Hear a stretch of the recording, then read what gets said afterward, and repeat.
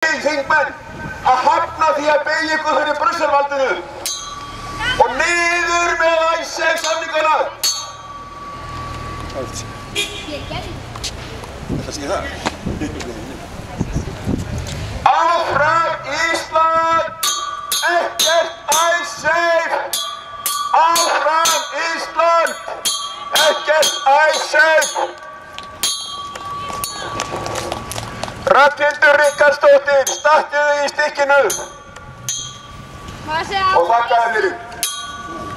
Já, maður sé það. Það allt síðan. Ég er geðveikur!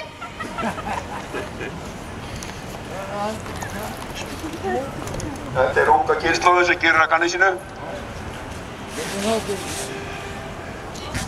Heill sé þér Jón Sigurðsson. Hann barðist fyrir landið. Þið skuluð ekki svíkja þannig orð, alþingismenn.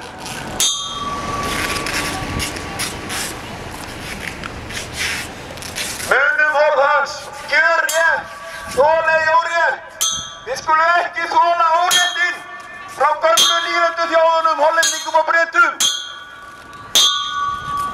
Þjóðverjar, Bretar og Hollendingar komu fram að miklu offorsi við okkur í öllum samningum þessi mál. Þeir vilja ekki óvilhallan dómstól. Eini dómstólinn sem þeir vildu búa til var gerðardómur með 5 fulltrúum. Þar var einn frá ráðherraráði Evrópubandalagsins. Annar var fulltrúi framkvæmdastjórnar Evrópubandalagsins eða ríkisstjórnar þess. Og þriðji var fulltrúi Seðlabanka Evrópubandalagsins.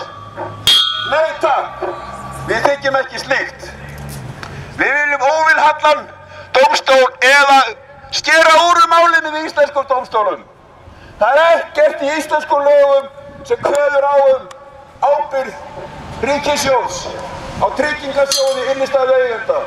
Hann er sjálfseignarstofnun bankanna.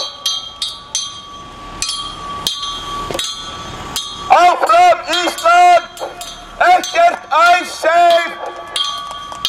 Áfram Ísland, ekkert ESB.